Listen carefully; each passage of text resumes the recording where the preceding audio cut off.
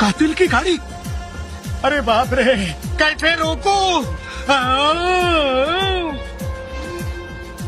अब मैं कहाँ जाऊँ, किधर छुपूं, समझ में नहीं आ रहा है। गौर से देखिए अंदर कौन है। वो मेरी मौत है, मौत।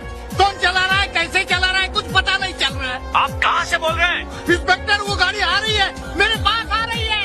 हेलो मिस्टर डिकोस्टा, आप बताइए इंस्पेक्टर, मुझे आप कहाँ बचा पर हैं? लीजिए।